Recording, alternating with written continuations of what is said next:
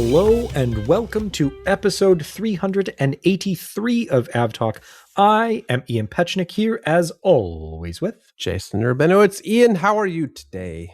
I am well, Jason. I am well. How are you, sir? I'm okay. Long day, but it's summer, so it's fine. The middle of the week. We're nearing the end of summer.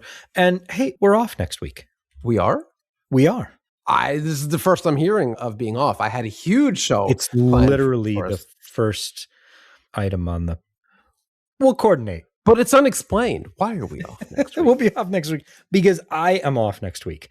I will be road tripping with the family, and therefore we will not have a new episode next week. I'm also road tripping this weekend to go hang out with Seth Miller, so I'll just go blather on his podcast this week. There you go. So find Problem Jason solved. over there at Dots, Lines, and Destinations, and then come back the week after next to enjoy our first. It'll find out where Ian went.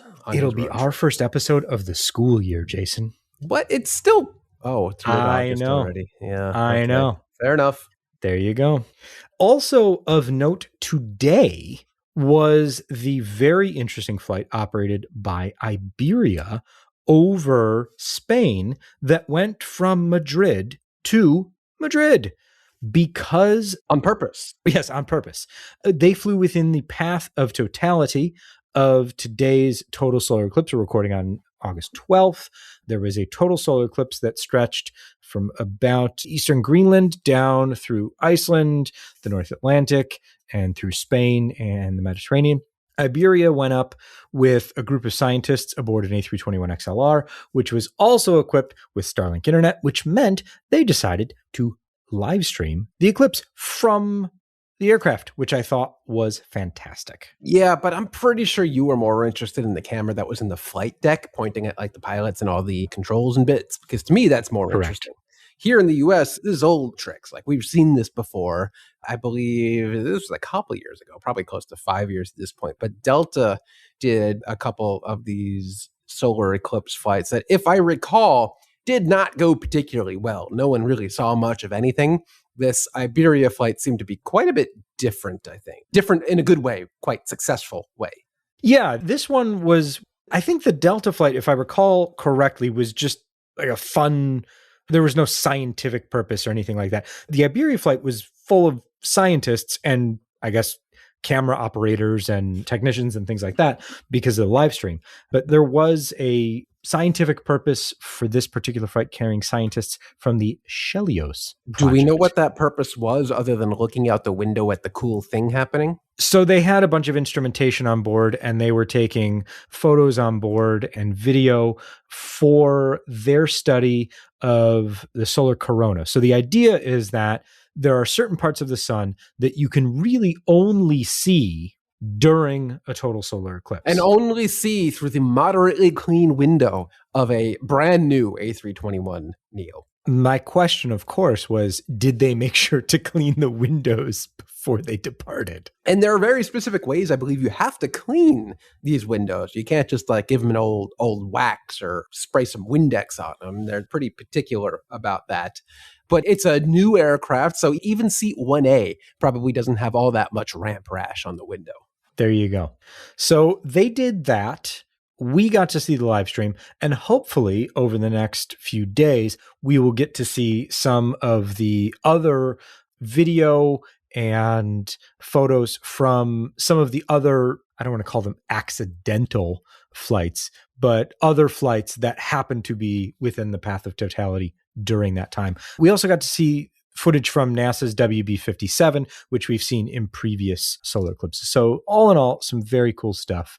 And we'll gear up for the next one. Mm-hmm.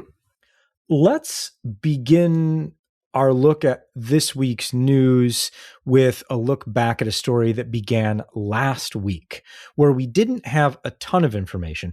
And we still don't have, well, a ton, but we do have more information about what happened last week in Leipzig. We now have additional details that somehow make this story even, and I'm going to use a technical term here, more bonkers. Oh, love the increased bonkerization of stories that are not very good. So the understanding now, and this is coming from a combination of reporting based on US intelligence, German government intelligence agencies, as well as the Federal Prosecution Service, which took over the case when it became clear that this wasn't just a run-of-the-mill drone incursion. So one of the things to note, Jason, you flagged this. How was the initial drone retrieved, shall we say? Oh, I believe a bus driver jumped and kicked it out of the air, more or less, which all bus drivers are trained to do, I believe. Yep. It's something that you don't know about the German bus driver union. They do have martial arts training to counter drones. But only for drones. If you don't pay your fare, they're probably not going to kick you in the face. But if you operate a drone with explosives near them, they're going to kick that out of the air real quick. The other interesting tidbit, before we get to the actual important stuff, is that apparently the explosive-laden drone was partially a can of corn. Like a tall can of corn, like when someone hits a baseball and it goes really, really high up in the air, or like, I genuinely do not know what this means. Like, was there a bomb in a can of corn? Yes, correct. Okay. That is correct. It's one way to do it. So here's what we know, and it's not much more than last week, but we're starting to piece together some details. This has been, in the minds of German investigators, linked to the Lithuanian investigation, which involved sending incendiary parcels through the DHL system back in 2024. There were 4 parcels that began their journey in Lithuania that were being sent to the UK and Poland. 2 of the packages were shipped through DHL, one of which caught fire in Leipzig. The other made it all the way to the UK and was ignited at a processing warehouse there.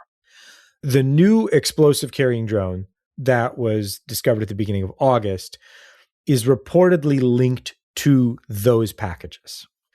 So that's interesting information because it seems to support the initial claim of a hybrid warfare situation, the likes of which are not great, and makes this situation even more dangerous because this seems to be a continuing pattern of ways to attack, especially what has become a strategic hub, not only for commercial cargo, meaning DHL, but also the war effort in Ukraine used by heavy lift, including Antonov Airlines, as well as strategic NATO aircraft. So there's a real big focus right now to figure out how these drones actually evaded detection, or drone, we know one so far, actually evaded detection and was able to make it onto the ramp in Leipzig. Well, are we talking about like drone detection, like aerial surveillance of drones in the area? Correct. If so, like, we know that is a very imperfect art, science, methodology, whatever you want to call it. The technology to identify drones is imprecise and it's not very great, and works best when drones use some sort of technology to identify themselves, which is certainly not going to be the case if you plan on using it to bomb things. You're probably not transmitting whatever drones transmit to say, here I am. Yeah, so investigation is ongoing. The reporting that I've seen is that it had been there for hours before this bus driver noticed it. So very early days into this investigation. Like hours, like flying for hours, or just like hanging out on the ground? Or just hanging out there. So very, very interesting to see how this develops. And we're going to keep on this particular story. None of it's good, but none of it is good. No. Let's move on to another story that we talked about a few weeks ago, and it seems that we have some, or at least a little bit more certainty with this one, where Apollo has agreed to buy EasyJet after Castlelake, which had wanted to buy EasyJet, pulled out. Apollo Global Management will now purchase EasyJet Group for £7.15, and that is per share in cash. Good thing you clarified per share. Yeah. EasyJet did not sell for £7.15. It's sold for £7.15 a share. That's a big difference. Correct. Sorry, I had skipped ahead to the fact that Castleake's bid was not nearly as much, and they said, we're done. So Apollo will take over EasyJet, but where Castlelake seemed like they were going to dismantle the airline for pieces, Apollo seems less likely to do so. The family that currently owns most of EasyJet will remain in place. Apollo can only, because they are not an EU entity, only own up to 49.9% of the company. So between the family and Apollo and what seems to be a third EU-based organization will own up to 100% of the company. So interesting to see how this is going to come together, and even more interesting to see if it makes it through regulatory approval. Which, who knows with the EU? Maybe, maybe not. At this point, nothing is really known except this is what they want to do.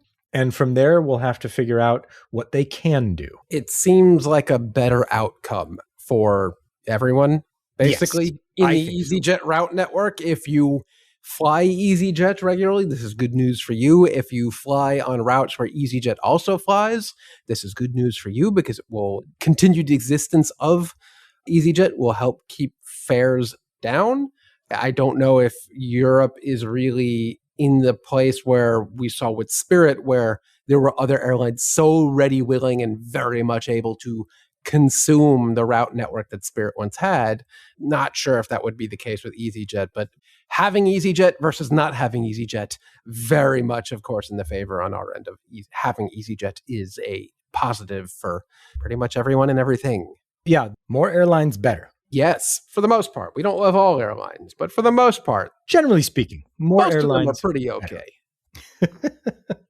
We now have a bit more clarity on the future of airBaltic, and it's a lot smaller than it used to be. It's been the running joke, not even a joke, just the reality of airBaltic really since COVID, that if airBaltic disappeared overnight, a whole bunch of European airlines would be scrambling to fill in a chunk of their peak summer flights, because how many airlines out there have flights operated by airBaltic? Everyone from probably Air France, KLM, to Air Serbia that I flew recently. A huge number of European airlines. Pick any Lufthansa Group airline? Any Lufthansa Group airline. They all, at some point or another, have had or currently have or are planning to have airBaltic use its fleet of A220s to operate some section of flights. But turns out airBaltic had its sights set too high with its ambitions to operate a fleet of, I think it was 100 A220s. It hasn't gotten anywhere near that, and it seems like it will never get anywhere near that, will it? No. airBaltic's business plan to reach 100 A220s, to carry enough passengers to make that commercially feasible, and to operate throughout Europe, really hinged on having access to Russian airspace and destinations. And that hasn't been viable what happened there for more than 4 years. And I think the airline was too slow to change its business model, and therefore ended up in this position where the governments that support the airline said no more good money after bad, and we are not going to help you unless you help yourselves first and come up with a new business plan.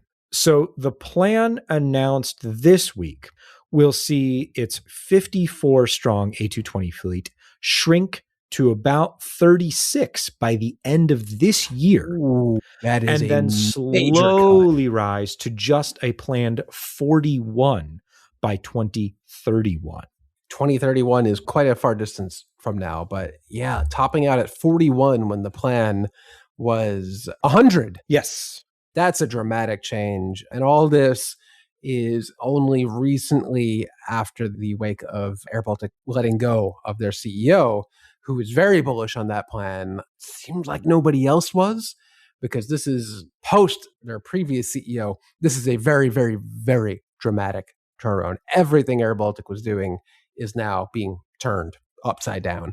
Probably for the best if they ever want to make money again, which it seems like they do, or they are being told that they want to make money or need to make money. Yeah. So instead of flying to as many destinations as possible, the new business plan calls for fortifying the Riga hub and then building out very slowly from there, which, given the new projected size of the airline and the ability to operate or not operate in certain airspace, seems to make a lot of sense.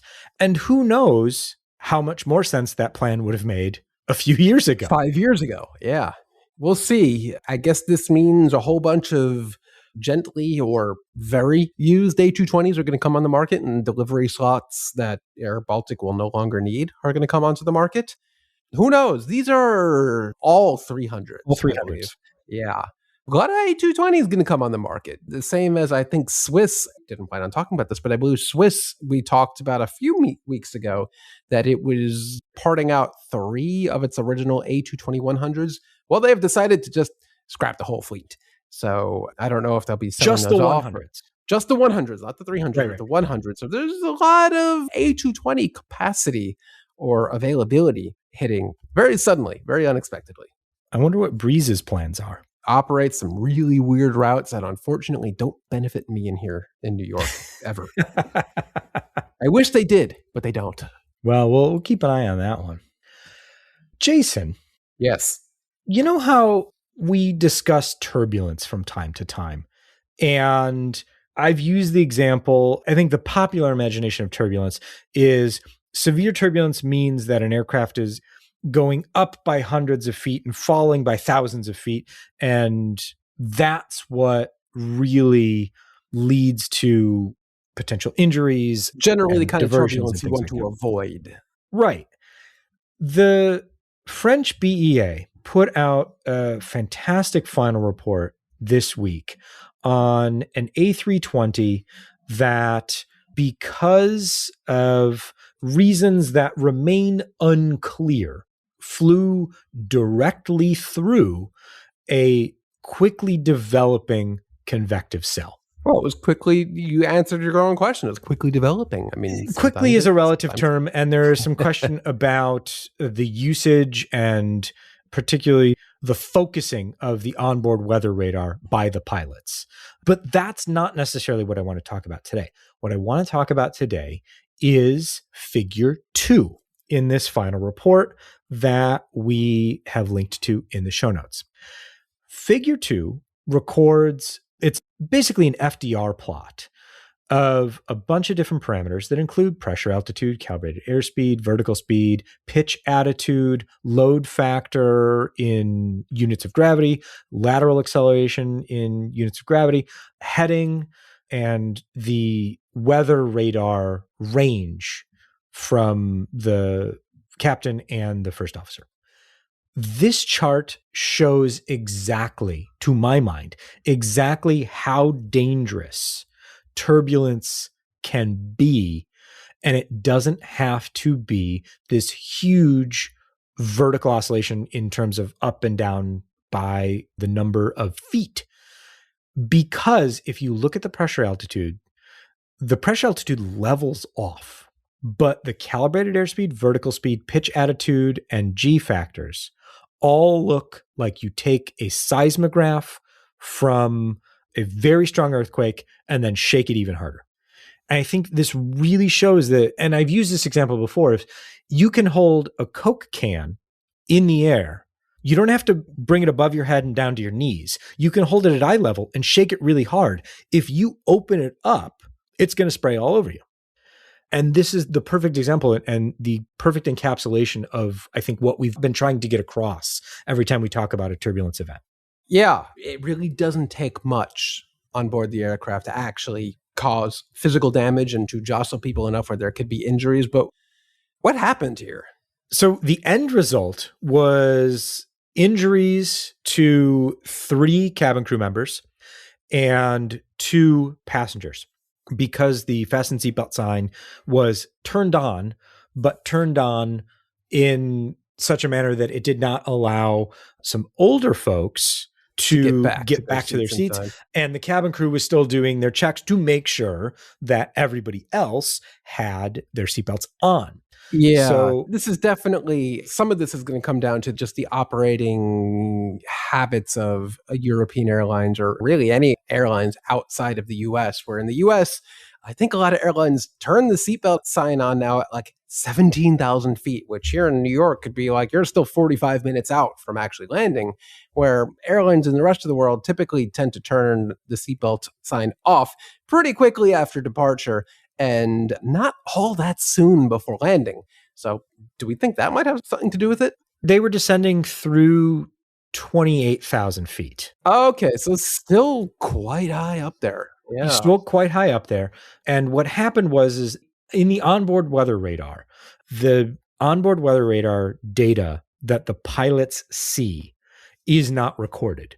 So the BEA was unable to conclusively determine whether or not they saw anything that would have otherwise given them pause to turn the seatbelt on earlier or create sometimes it just a diversion or something like that. So it seems like the pointing of the weather radar by the pilots may have not adequately discovered the size and position of the convective cell. Well, this is another one of those things that's kind of an art and not a science, right? Tuning the weather radar to point at the exact thing you need to point at and the range and all that to actually notice something like this, it's probably not nearly as automatic as people would think. There's a lot of nuance to it and a lot of manual manipulation that probably takes years or decades of flying to really fully get a good handle on. Yeah. So the final report's really worth reading, and especially having a look at that chart to get a good understanding of, you don't have to be going up and down by thousands of feet to experience severe turbulence, as well as a very interesting, just general overview of how the weather radar works. If you're interested in the A320 weather radar, certainly something interesting, as well as how convective cells get painted on the weather radar and how that all works. So I'll leave that link in the show notes and we can talk about that in a future episode, perhaps. Jason. Yo. I had no idea this was coming. Okay. It was a big surprise, and it's been the best surprise I've had all week. You could be going in a bunch of directions with this, but looking at the show notes, I believe you're talking about FedEx and a very special livery.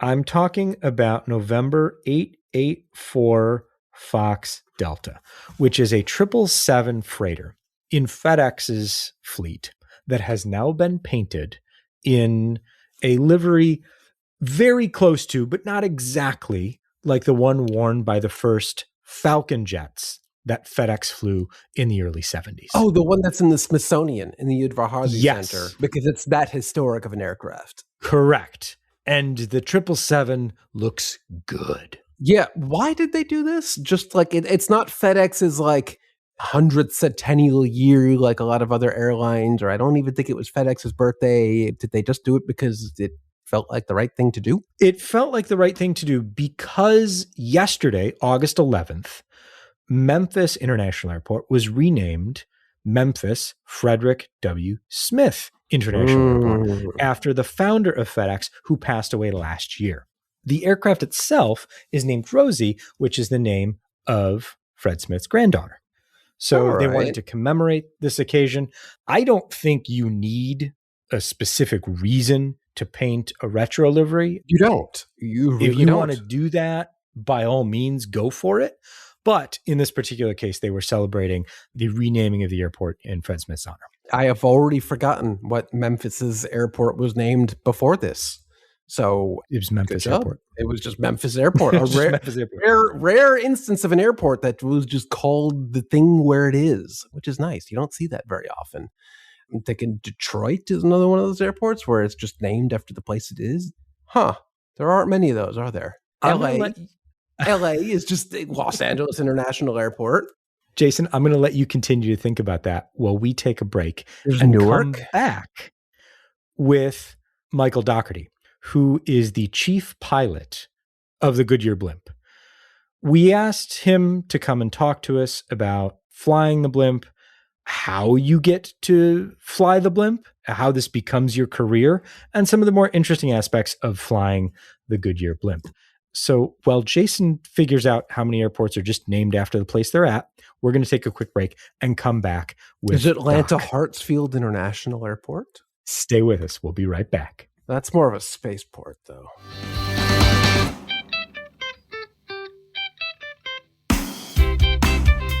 Welcome back. We are now joined by Michael Dougherty, who is the chief pilot of the Goodyear Blimp. If you've been following any of the things that Jason and I have been up to over the past few months, you'll know we've spent quite a bit of time, some more than others. Thank you, 21 Knot Headwind. So much quality blimp content. With the Goodyear Blimp.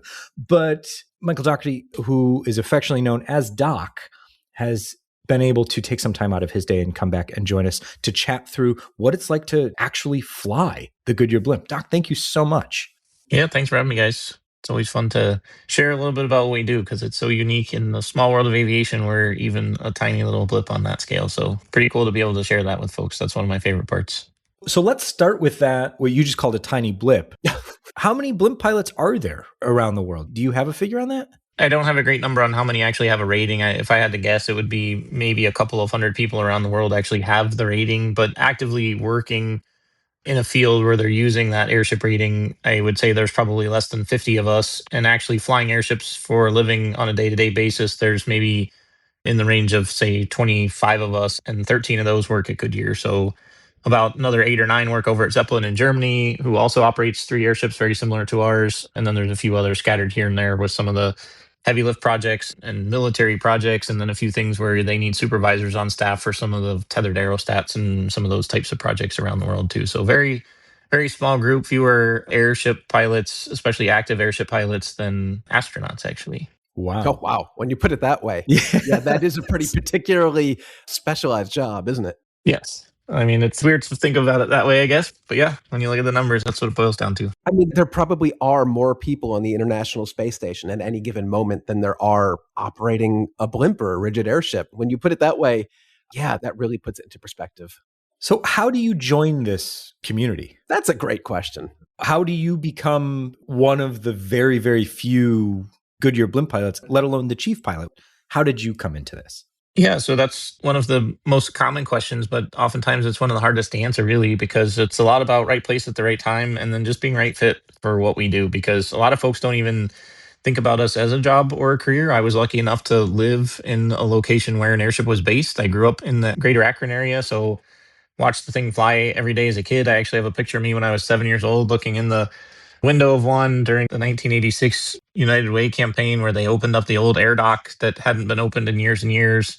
That was it was built by Goodyear for World War II use and construction of large airships and things like that. Ultimately, it's still a huge standing structure that everybody thinks is our hangar, and it's not anymore. It's downtown, and we're a little bit outside of downtown Akron. But I kind of have connections to both places because as I moved through my college career, I started in engineering, moved to flight. So I went to both universities here in the greater Akron area, the University of Akron and Kent State University, and then got in through flight, but always kind of had a little bit of a backdoor to the airship because I worked at the hangar where they kept it and got to know some of the folks. So again, right place at the right time in the right job. And they found out I was a pilot and got to hang out with them quite a bit before I actually had the job. So getting to demo the job before taking it was really nice, but super unique opportunity for me. And that's kind of my story through the whole thing. I literally went from mowing the grass to helping run the organization here, which everybody likes to tell that story for sure. I know that's one of PR's favorite stories to tell. And it's really cool, actually, to be able to work literally from the ground up and see all the different aspects of the organization on the way. So that really was cool for me. But there are lots of similar stories. Our most senior pilot in our organization, Jerry Hissom, he's the chief pilot. He's the base chief pilot for the Akron team. And he actually started as a mechanic, and he grew up in the Akron area as well, but moved to Florida as an aircraft mechanic because when he went through school at Ohio State, he did both maintenance and flight. So he got on as a mechanic and then promoted to pilot, moved back to the Akron area, and he's been here for just a hair short of 30 years now. So we do have a lot of high-time guys in airships because once you get roped into flying airships, it becomes ingrained in your system. We make you airshippers and you tend to stay for a long time. So we do have a wide range of seniority right now. We've got airline pilots, we've got former military guys, we've got a couple of helicopter folks. We've got flight instructors off the street. So just everybody's kind of all over the place. But again, right place at the right time for each of us, and just kind of the right fit for the team is what makes you a good fit for our team. We spend a lot of time on the road together in big blocks of time. So whether you're a crew person working on the team in lots of different aspects, from ground support to broadcast to aviation maintenance or heavy maintenance on our ground support equipment, it's all kind of a big family deal. So we spend a ton of time together, and really being a fit for that team is one of the most important parts. And even for the pilots, only about half of our time is spent flying and the other half is spent doing things like this. So you gotta be able to talk to people. You have to enjoy that frontline aspect of the job, because I always preach to our team, we're like Goodyear's version of the Blue Angels or the Thunderbirds, right? So we're out there to make it look good for folks, to put on that dog and pony show, and really build the brand in a positive way for Goodyear. So that's what we're ultimately out here, is to sell tires and help support our business. But it takes the right kind of person for that. It takes the right kind of person for the low and slow flying that we do, the logistical challenges we have. And on top of that, it's one of the most difficult things I've ever learned to fly too. So you got to be a pretty good pilot at the end of the day, but it has to be the right fit for you. So truly classic story where how many people in this industry started so low down the totem pole. Either you hear stories of people saying, oh, I started in this industry doing bag handling or customer service at the airport, and now I'm regional director or president of so-and-so. It just doesn't usually lead to chief pilot of a blimp operation. So very classic story in this industry, with a very different twist of where you are at Goodyear is definitely unique. So you mentioned you've got former military pilots, former airline pilots, former helicopter pilots. I assume that it's difficult to learn how to fly the Goodyear Blimp no matter what.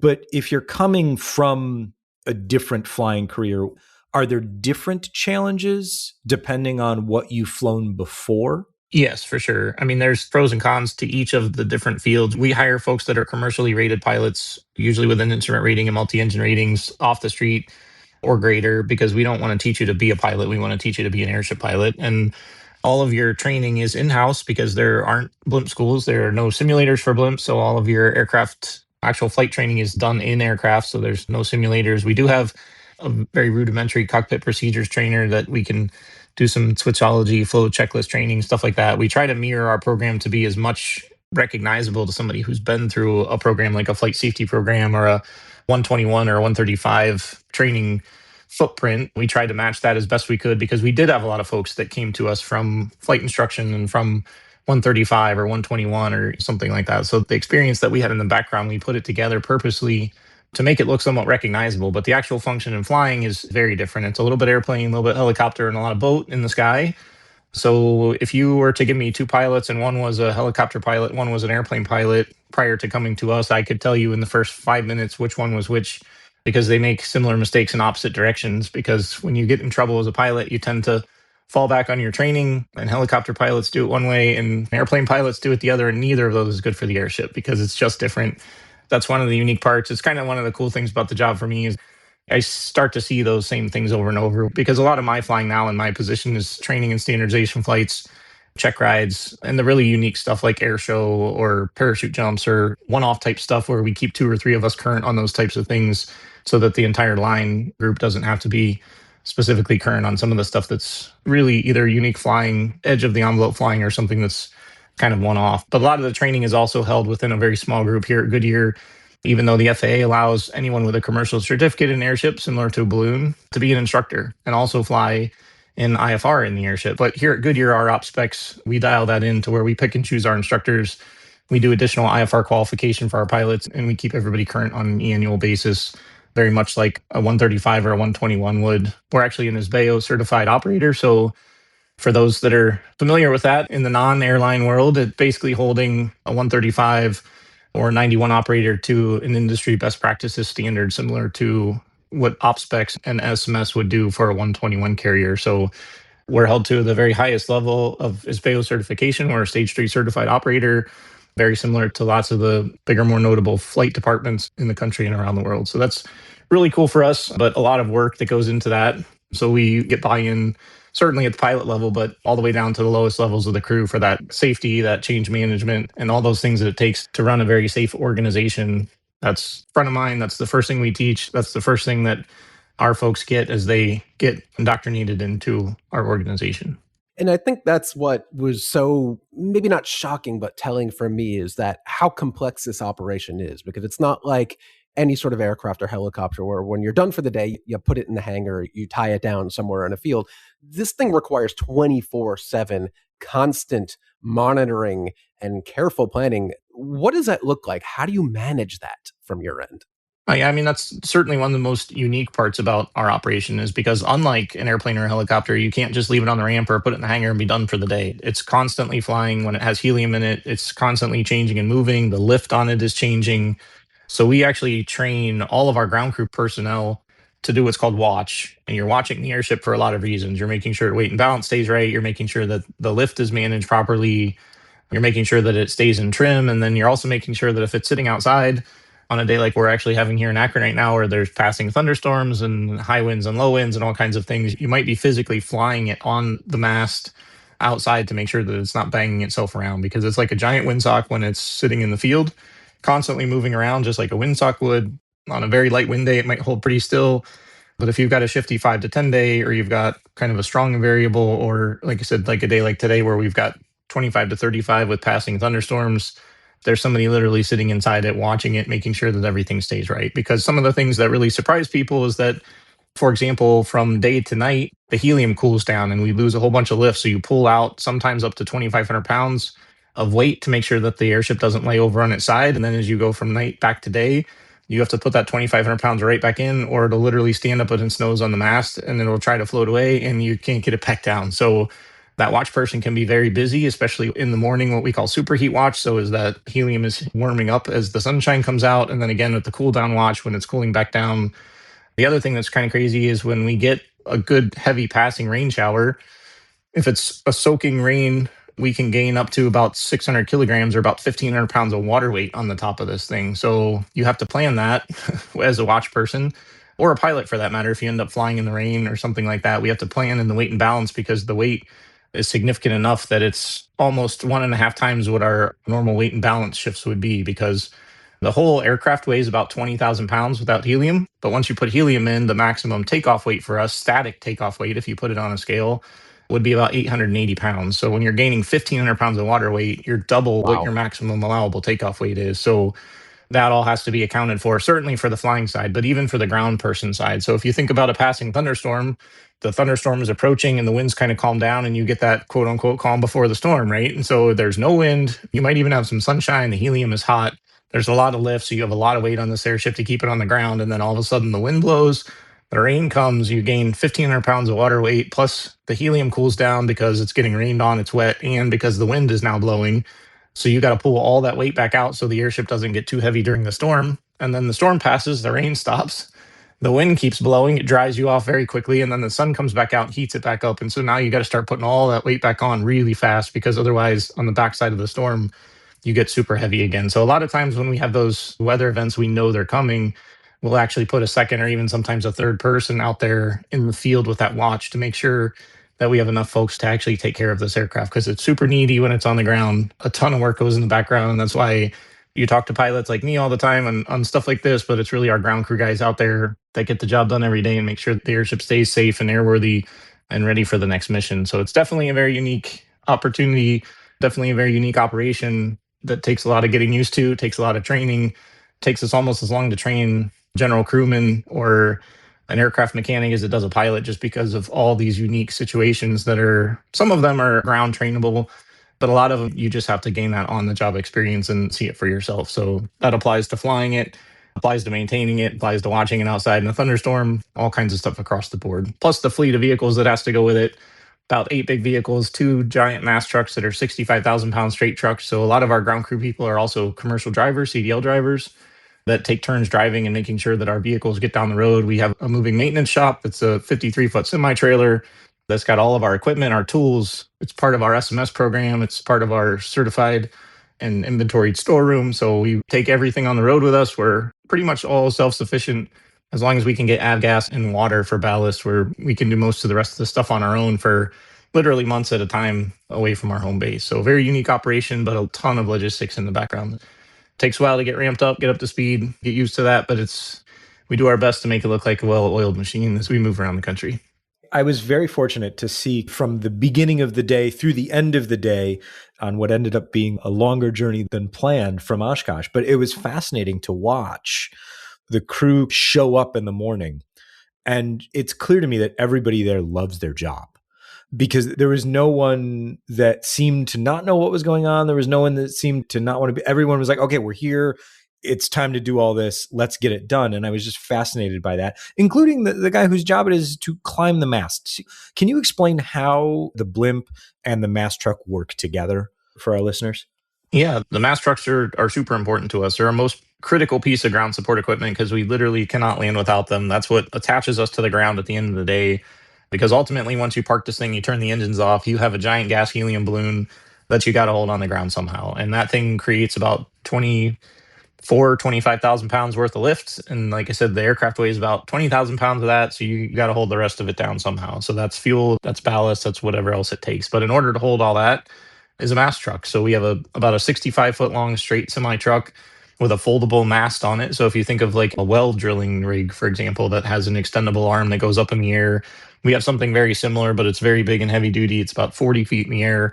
It has a great big round plate on the top we call a masthead, and that's what actually mates to the front of the airship. And there's a big titanium spindle right out the front of the nose cone, and that transfers all of that load back throughout the structure of the entire airship. So that's what holds us on the ground. That's what keeps the integrity of the ship nice when we're down there.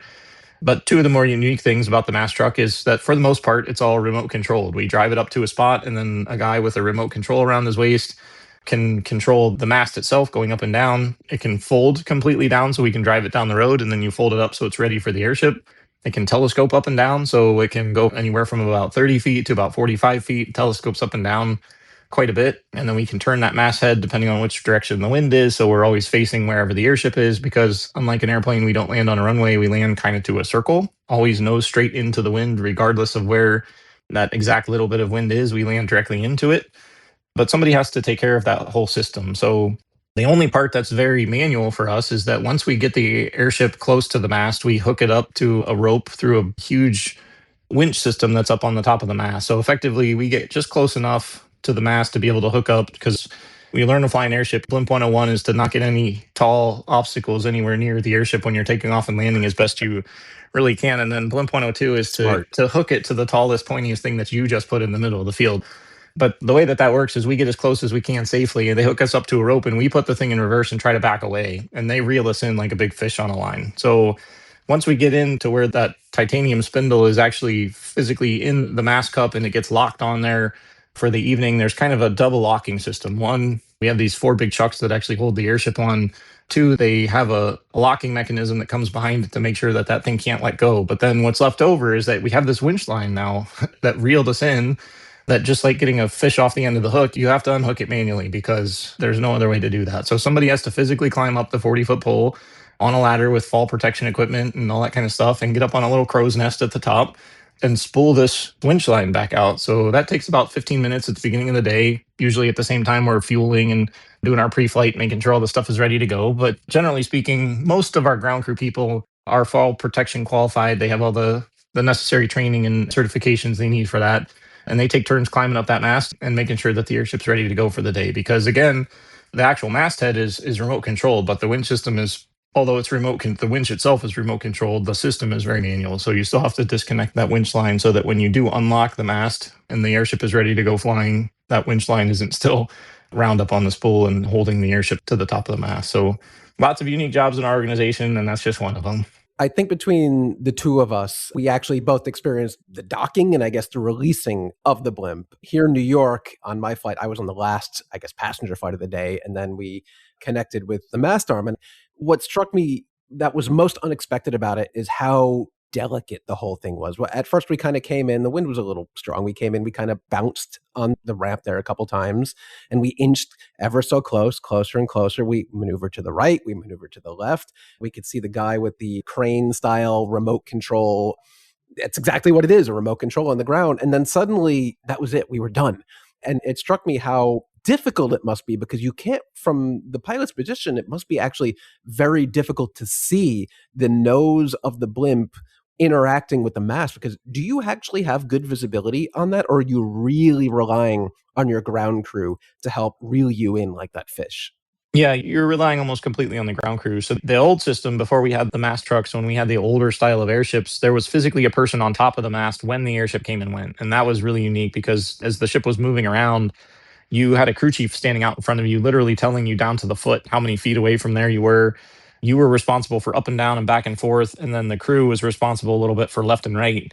And it was a very intricate working system to make sure that you got attached to the mast safely. With this system, it takes a little bit of that anxiety out because we don't have so many crew people that are physically involved in the system, but you're still very much relying on your winch operator and your crew chief because the winch operator, this aircraft has two landing gear. So when you put it on two landing gear, that keeps the nose relatively in the same place. So if there's a little bit of undulation in the ground, that nose might move up and down just a little as you're approaching the mast, but that mast operator can telescope the masthead up and down. So it's their responsibility to make sure that the masthead is at the proper height and that he's winching you in at the proper speed so that if you get a little side gust or a shift or something like that, he can slow you down, correct for that. And then as the ship stabilizes, he continues to pull you in until you get all the way in there and get locked onto the top. But you're relying on the crew chief a little bit for that overall big picture, directing both the pilot and that winch operator to make sure that you're working in tandem. So the pilot's job is to make sure you're in full reverse and use your side stick as best you can to make sure that you just keep that nose lined up left and right and then keep the airship kind of keep the line tension to where it should be. And then the winch operator's job is pretty much all the other stuff. So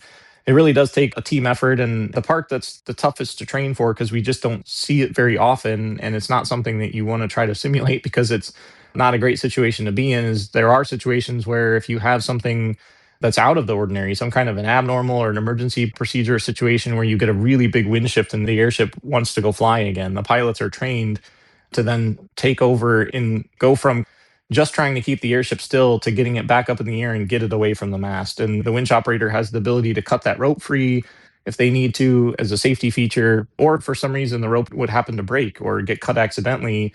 And now you're in full reverse. You as a pilot always have to be at the ready to stop that backwards motion so you don't back into a fence line or a tree line or some crazy thing, and then take the airship flying again and get it in a safe spot and then come back and try again. So we do have a second winch line just in case something like that would happen, where we have a second opportunity to get it on the mast truck. And then we also have a couple of spare winch lines. We also usually have a second truck available to us. So if we have to swap trucks for some reason, there's lots of other stuff that goes in the background from a bigger picture standpoint when you're teaching somebody about this, both from the ground crew standpoint and the pilot standpoint. But the physical function itself, when all goes right, like you said, we have some pretty solid winch operators on the ground, and the pilots are paying attention to make sure that you just keep that thing nice and steady left and right. Because what you can see really well is kind of like a driver of a big wide body aircraft trying to keep the nose wheel right on the center line, right? You're sitting so far left and right of the center line, and they tell you if it looks like the center line is coming down just inside your inside knee, you're probably in a good spot. We kind of teach the same thing. If the mast is right on your inside knee as you're looking up through that windshield, your nose is probably right in the middle of that cup, and that's your job, is to keep it there. So it really is a choreographed system and a lot of coordination between ground crew and pilot. But I mean, that's the norm for flying airships, is the ground crew is an extension of you. And when folks talk about CRM in a typical aviation environment, CRM for us extends well beyond the cockpit crew and the ATC. It extends way down into the deepest levels of our ground crew for some of the stuff that we do during our operations. Now, I have one last very, very important question. Whenever we talk about the Goodyear Blimp, as it's known, there's always someone who's going to slide into our replies and say, actually, it's not a blimp. It's a semi-rigid airship. Are you, in your capacity as chief pilot, okay with people referring to it as the Goodyear Blimp? Can we finally silence people who are just that pedantic about it? Yeah, I mean, they are not technically wrong, and I will give them that. It is a semi-rigid airship, but that doesn't really roll off the tongue very well. So the Goodyear Blimp has been around since 1925, and Goodyear's been building airships since prior to that. So, I mean, all of us internally call it the ship or the airship, and that's a much more generic term. So dirigible, for example, is the most generic general term. That's like saying vehicle, right? But then you say car, and a car is specific to, typically speaking, a passenger vehicle, and that's kind of what blimp is. Blimp is specific to a non-rigid, usually it's a slightly smaller airship, but a non-rigid airship with no structure inside. And Zeppelin is like saying Ford or Chevy. That's actually a specific name, but Zeppelin has also become synonymous with something that has a framework inside. So that's one of those weird dual meanings, like Learjet, for example. Everybody called any small airplane that wasn't an airliner a Learjet for 25 years until relatively recently, when some of the other big corporate jet manufacturers became just as well known as quote unquote Learjet did. So it's one of those weird things in the middle. But as far as Goodyear is concerned, the Goodyear Blimp is never going to go away. And As the chief pilot of the Goodyear Blimp, it's not going to matter what it is that I'm flying. It's not going to matter whether it has a frame or not. It's going to be the Goodyear Blimp for forever. So I guess in that case, purists will do what purists are going to do. But at the end of the day, the Goodyear Blimp is always going to be around. There you have it. Saying Goodyear Blimp is acceptable. All I will add is that on my flights, when the pilots identified themselves to JFK air traffic control, they said November 1 Alpha Goodyear Blimp. So even on frequency, they refer to themselves as the Goodyear Blimp. And that's all I have to say about that. Yep, that's for sure. Michael Dougherty is the chief pilot of the Goodyear Blimp. But before we let him go, we already talked about the fact that the blimp pilot community is very small. But not only is he the chief pilot of Goodyear Blimp, he's also the only person on the earth that we know of who has this specific credential. So, Doc, can you explain your unique position in the community? Sure. So right now I'm the only designated pilot examiner that's rated for airships. So when we get through a training cycle, for example, I can do the actual check ride on behalf of the FAA to add your category and class rating onto your commercial certificate for a lighter than air airship or LTA airship. So there's only one or two people in the FAA that do what I do. And right now we're trying to get one of those folks completely checked out, certified, and up to speed. But they were actually a former pilot of ours that we did the training for. I did their check ride for them. And now they're trying to get to the point where we can keep each other current, which is kind of cool. So really just kind of goes back to this being such a small world in aviation and an even tinier world in airships, that if you hear an airship pilot's name, typically speaking, if they're in the same generation as you, if you haven't met them personally, you've at least heard the name because there's so few of us. So it makes it really unique. But being a DP is pretty special. I can do check rides outside of Goodyear as well. I've done a few check rides for non-Goodyear LTA pilots because there are a few of those smaller operations here and there that pop up and down. And we all try to help support each other the best we can because we are a tiny bit of this aviation puzzle. And it's really cool and unique to be part of that. But yeah, being a DP and being one of one is pretty cool. There's only maybe one or two others in Europe that, under EASA kind of do the same thing that I do as well. So there's very, very few airship pilots in general, but even fewer of us that certify and qualify people to be able to fly the airships all around the world. There's so it's an really old Family Guy episode where Peter Griffin's in a flight deck or something, and someone goes like, "You're not a pilot. I know every pilot in the world." And it's always like a joke, like, no, nobody knows everyone in the world. But in this case, you might actually know to some degree every blimp pilot in the world. So that quote is actually true in this case for a very niche part of the industry. There might be ones and twos out there that are new to the game or still training or something like that. But yeah, they'll get to know you eventually. Yeah, right. And blimps, that's as close to true as it can be for sure. Yeah. Michael Dougherty is the chief pilot of Goodyear Blimp, the only dedicated pilot examiner for the FAA, and just an all-around wonderful conversation. Thank you so much, Doc, for joining us. Hey, thank you guys for having me. Always fun to tell about what we do, and we appreciate the opportunity to tell our story.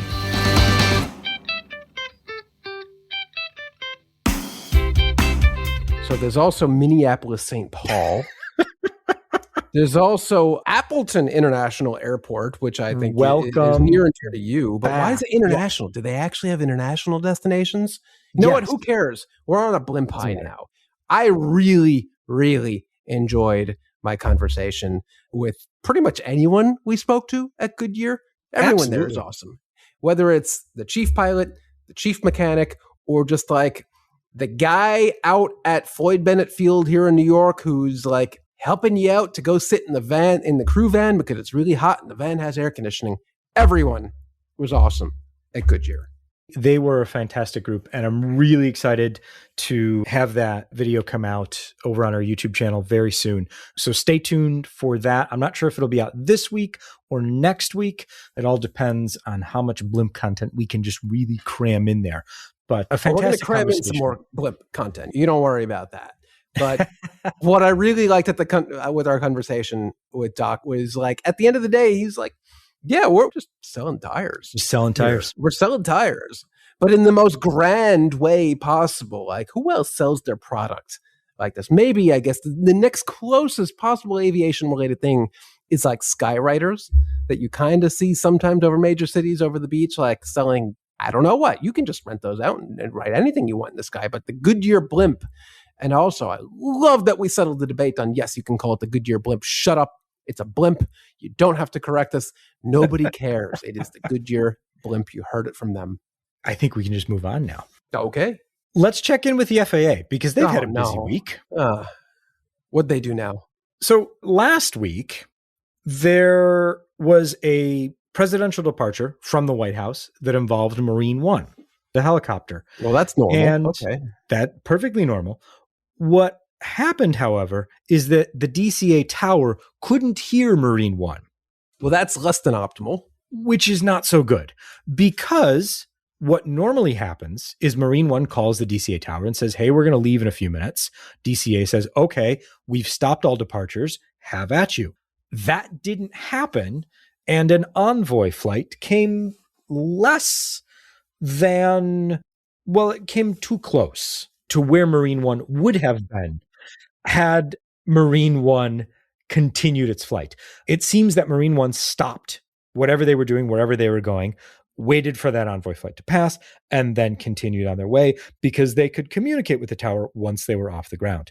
The FAA, for its part, says, we're going to fix that by adding more radio towers, which is or repeaters or whatever. Good fix. This is definitely not a unique thing to Marine One or the White House, I guess, in this instance. This is very much a thing that I believe is often the case. The radio antennas for aircraft are on the belly of the aircraft, or in this case, Marine One. This is Marine One we're talking about. So we actually don't probably have any idea how many antennas this thing has or where they are. But on most aircraft, the antennas are on the bottom of the aircraft. And when they are on the ground, reception of radio transmissions from these aircraft is often much, much, much worse. So I'm not surprised that reception was an issue. What I am surprised about is that it was an issue with Marine One at the White House. I kind of figured that there would be adequate radio reception or repeaters or something to be able to pick that up. I mean, isn't this, you always hear when helicopters are talking to ATC, landing assured, that the pilots communicate with air traffic control that they are on the ground, that they are good to go. But I'm just very surprised that radio reception, analog radio reception, is such an issue that Marine One can't transmit to DCA tower. That's probably a good thing to fix. Good on the FAA for doing something that shouldn't have been an issue in the first place. And in Newark, oh no, there's a brand new surface radar. Hey, that's great. The bare minimum. I saw this being tossed around on social media of FAA installs new radar at Newark. Will this help cut down flight delays? The answer is no. Or if it does, the impact will be so minimal, it won't be really noticeable, because that's not really where delays at Newark come from. But basically what's happening here is they were replacing dated surface awareness radar. The equipment apparently costs $5 million here, but they are at a bunch of major airports. So this is happening at Newark right now. It's going to happen at LaGuardia next year, and JFK, I believe, the following year, at least here in New York. This is just replacing the equipment that lets air traffic controllers see the aircraft moving around and other vehicles moving around on the surface at the airport. Is this going to reduce delays? I can't do that math. I can't really figure in my head how this could possibly lead to less or fewer delays, when really the delays that spark at Newark or any of the airports here in New York are caused by weather or poor staffing at the FAA, or most likely a combination of the two. So it's good that old equipment is being replaced, but I don't see how you could equate this to fewer flight delays. Does this make sense to you? I mean, it makes sense to me to do this. This is absolutely a good thing to have happen. Yes, there is no question on that. I mean, the framing to me by a lot of the coverage of this, that it will reduce delays, that doesn't necessarily ring true to me. Unless by reducing delays, they mean that the old equipment was so failure prone that not having surface radar increased delays, which I don't think is the case, but it just kind of feels unnecessary to hype it up as it will reduce delays, because, hey, replacing old, possibly faulty, ancient equipment, that's just a good thing in its own right. And something this country as a whole would benefit tremendously from just doing more of. So I guess you have to applaud the FAA for eventually doing it, but take that applause away, because this probably should have been done a very long time ago. So it's a net neutral. It's a thing that happened. One hand clapping. Yes. And our final FAA story this week comes from San Francisco, where in March, the FAA decided that it would change the long-standing practice of allowing parallel landings on San Francisco's parallel runways that are just 750 feet apart. So this was special dispensation for parallel landings. In March, they said, it's too dangerous. We can't do that anymore. Delays ensued. Immediately, like overnight. Because the hourly arrival rate went from 54 aircraft to 36. The FAA now says, well, what if we stagger the parallel landings? Which I'm pretty sure was the procedure to begin with, for the most part. Well, the procedure in San Francisco was parallel landings. And there's tons of videos and photos that show you that. Most of them were slightly staggered. This is more staggering, but still parallel. And that gets them from 36 to 42. Not all the way back to 54, though. Better, but not all the way better. But any little bit of relief for SFO will be very, very welcome, because I'm pretty sure every day or nearly every day, I would load up Blue Sky for the day, and the very first thing I would see is like 5 a.m. Eastern on the dot, ground delay program for SFO, average of like 90 minutes, maximum of 3 hours or something like that. It might be because there's like a cloud somewhere in the San Francisco Bay Area, which I'm pretty sure happens all the time. So this is, again, one of those things that seems like the FAA really dramatically overcorrected and then reeled it back in a bit, hopefully because airlines yelled at them a lot for absolutely destroying their operation at SFO, which has not seen the best on-time percentage at all since this was put into effect. According to SF Chronicle, apparently the on-time rate for flights in SFO was, I can't see the number anymore because the paywall kicked in and I can't read it anymore, but it was bad. Just imagine LaGuardia, but West Coast. Ouch. Yeah, that's not great. You know what else hurts? Let's see. Let me go back to the tab with the show notes. Oh, investing in Air India. Yeah. Don't do that. Don't do that. So in May, we got our first look at the financial year that ended in March from Singapore Airlines, showing that they had lost a bunch of money to the tune of a few $100 million, dragging down their full year net profit. A new piece in the Financial Times now puts that number at near $800 million. Ooh, we're talking about US dollars here? Yes. That's US dollars. Hefty penalty. Yeah.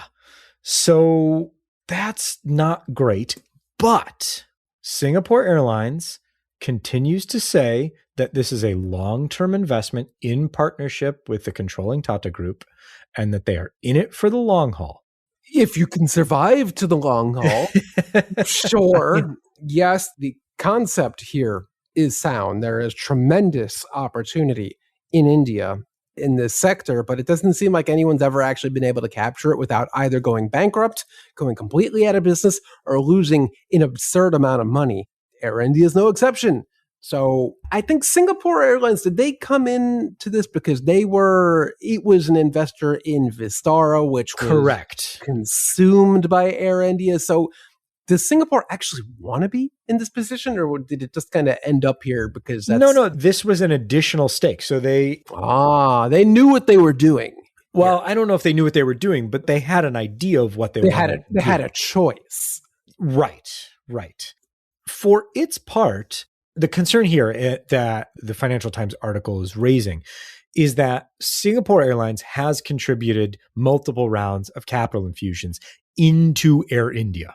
And at this point, it is possible that they could be asked to contribute more.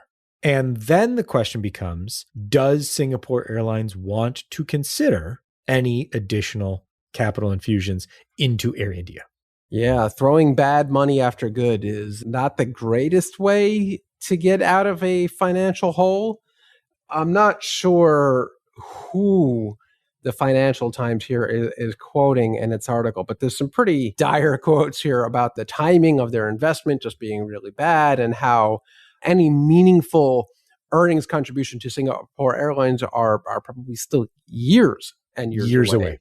The turnaround for Air India was really, really like a greenfield best case scenario. If all the stars align, we'll make some money soon, but then aircraft deliveries were really late. Product refurbishments still are very late. Airspace closures have occurred. The price of jet fuel has, who knows at this point, quadrupled.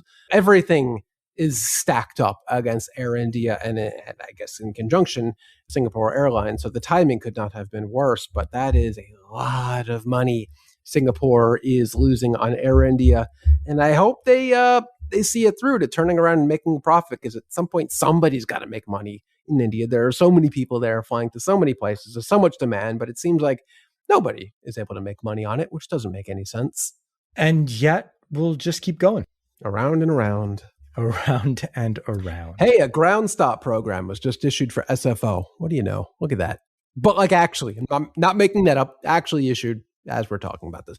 30 seconds ago, like 2 minutes ago would have been really good timing. It's a day that ends in Y, Jason. Yep. I love how the FAA just says the ground stop has been issued because of other. We know what it is, but they just say other. Other stuff. Reasons. They should just say reasons. Reasons, because reasons. Somebody made a drastic decision that had really draconian operational impacts that they probably didn't think through. In Europe, Brussels Airlines has canceled plans to add additional A330s to its fleet, as well as will not renew a wet lease on 4 A220-300s next summer, which Air Baltic's probably... Oh, those are probably Air Baltic A220s, aren't they? Yeah.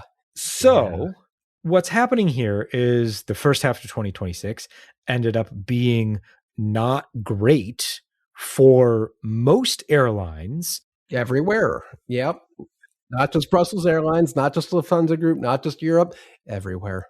Not the least of which, as previously mentioned, the price of jet fuel has skyrocketed. So Brussels is going to keep the A330-300 fleet at 11 aircraft, as well as not renew the wet leases on the 4 Air Baltic A220-300s that would have lasted through the summer of 2027. I don't think this is going to be the last fleet adjustment that we see from a major airline or major airline group as we move towards the end of the year and into next year. We're still processing through the fleet decisions that have been made leading into the Iran war and the dramatic spike in jet fuel. Does Prime actually still plan on retiring its A340s like 2 months from now? Is that still a thing that's happening? At the moment, that is currently the plan. Do we believe that to actually happen? I am not going to believe that Lufthansa is retiring the A340-600 until they are all off their operating certificate. This will please several of our listeners. I can think of at least 2 who are probably rooting for you. They know who they are. Yes. So we'll keep seeing which airlines continue to extend older aircraft, which airlines continue to pull back on wet leasing, fleet expansion, route expansion. Like I said, I don't think this is going to be the last we hear along these lines. In other financial news, lessor and investment firm 777 Partners, which actually has nothing to do with the aircraft 777. It's based on the area code where they were founded. That always bothered me. Agreed. They have filed for Chapter 11 bankruptcy protection. Creditors sought to liquidate the company after stripping it of assets last year, and they have continued to try and get their money out of it. And now 777 Partners says, we no more, and we declare bankruptcy. A quick refresher, 777 Partners had big hopes for low-cost carriers the world over. They had backed Bonza, the now defunct 737 low-cost airline in Australia. They had backed Flair Airlines, which has struggled up in Canada. They had done a variety of other things, including find ways for many of their senior leadership to be indicted on various charges. Okay, that's a particular way to operate business, but the co-founder has been charged with a $500 million fraud scheme, including wires fraud and security fraud. They have been accused of additional schemes, and as part of all of that, wound down any and all operations as they've gone through the not quite bankruptcy process, but creditors clawing back what they could. So what happens to Flair Airlines at this point? So they've separated from 777 Partners. Oh, that's They're good. still there. They were formerly backed by 777 Partners. 777 Partners doesn't have anything to back them with for quite some time. Yeah, they went through a real rough patch in 2023 with aircraft repossessions, and they were really, really on the brink, which most airlines don't come back from, but they're still there doing their thing in Canada, which is a market that desperately needs competition. So hopefully that doesn't change. Yeah. It's kind of a surprise when one of your funders says, oh, we can't pay the bills anymore, and you were betting on them to continue to fund your aircraft. Yeah, that's important. The much better news is that a person who needed to be airlifted out of McMurdo Station in Antarctica at the end of July during the polar night is recovering nicely back in New Zealand at the moment. A SkyTrader's jet, call sign Snowbird 1. Appropriate. Yes. Flew down from Australia to McMurdo to collect that person who was in need of assistance, medical attention, and flew them out to a hospital in Christchurch, New Zealand. The flight was supposed to go a day prior to actually making it down to Antarctica, but because of weather conditions, it's not always nice in Antarctica, especially during the winter season. The flight was postponed by a day, but then they were able to make it after a 5.5-hour flight down to the Phoenix airfield, which we've talked about before in the context of keeping those airfields, keeping some of the Antarctic airfields always ready to go all year round for just such an eventuality.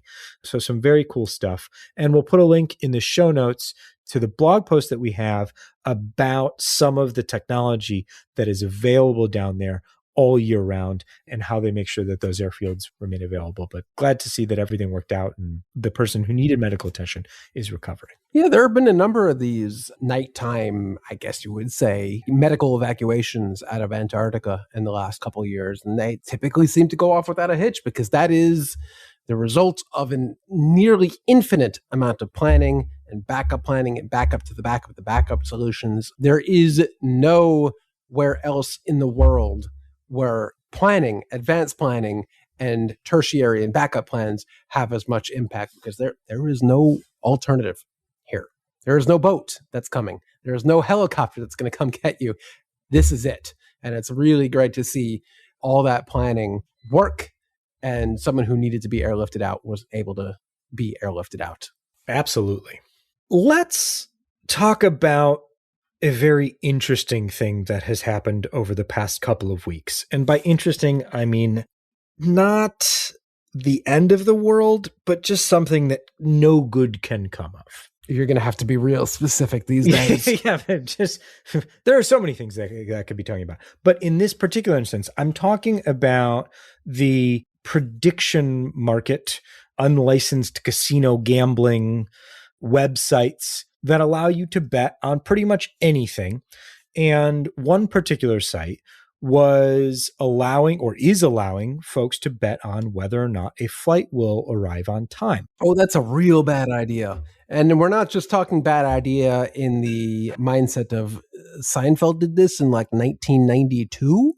I'm pretty sure Kramer was involved in that. It went well at the end, but it was a very, very up and down episode. But this is not something that should be allowed because turns out if you let people bet on flights operating or not, you're probably going to have a bad time with people making sure the flight doesn't operate by probably not quite legal means. None of this was a good idea. No, but what was even worse is that one of our flight tracking compatriots was pulled in, and they are now suing Kalshi for using their data and likeness without permission.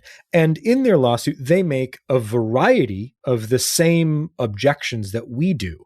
So it'll be very interesting to see how this progresses, not the least of which Kalshi is being sued by multiple organizations, both private and public, for just such a thing, arguing that some of these things are just not smart and probably at some point not legal. Also just not conducive to humans living past the next few years. Because if you can literally just bet on everything, on anything, and take actions to make that happen in the real world that has real world impacts, that's not great. Nothing good can come of that. So good on anyone who's suing Kalshi and all the other betting. I don't even want to call it betting because it's not betting. It's just bad. But we felt the need to bring this up because it has come into the flight tracking universe, which we are, of course, deeply embedded in. We will be keeping a close eye on this to see where it goes. Let's end the show with something where only good can come of it. Varying degrees of good. Varying degrees of goodness. It's not just good, only but goodness. It might be a little good. It might be a little bit better good. It might be the value of apparently $13,000 worth of good. And of course, if something's this good, we're talking about Mr. Porter, right? Obviously. It has to be Mr. Porter, the world's favorite airline mascot. And I will not be hearing anyone's feedback on this. We will not be taking questions or emails at this time. No notes on this. Mr. Porter, world's favorite airline mascot, no notes. But Porter has put out a blind box, which is a somewhat popular thing where you don't actually know what you're buying. Kind of like betting. But for 22 Canadian dollars, plus $10 shipping to the US, plus $3 in tariff fees, because of course, you have a chance of winning something from Porter. It could be a little Mr. Porter figurine. It could be a little Porter backpack. It could be a Porter mixed drink with a Mr. Porter swizzle stick, which is also fantastic. But it could also be the Golden Pass for $13,000 worth of Porter flights, which is really interesting because I think they say 20 flights, which somehow equals $13,000, which I don't know, do that math. I don't know how that works out with Porter. But okay. Yeah, that's some strange math there. But I am just interested because, well, curiosity, like what am I going to get? Because you know, I ordered one. Did you order one? I ordered 27. Well, the shipping is interesting in that the more you order, the less cumulatively you pay for shipping. So that checks out. That's a good plan. So I don't know how you would pay $650 per ticket on that, but it seems unlikely, doesn't it? Yeah. So we'll figure that one out. But I'm excited about it. I'm excited about it too. It's an interesting thing. I don't know what I will get until, when do these ship? November 25th. So I have to stew here a while and then forget about it. And one day it'll maybe or maybe not show up in my mailbox. And I'll let you know if I win the Golden Pass. I hope you do. Oh, so many flights to Toronto City Airport. All the flights. It'll be that's another airport that's just named after the place where it is. And on that note, this has been episode 383 of AvTalk. A reminder that we don't have a new episode for you next week. We'll be back the week after, rested, relaxed, road tripped, and ready to go. I am Ian Petchnick here, as always, with Jason Rabinowitz. Thanks for listening.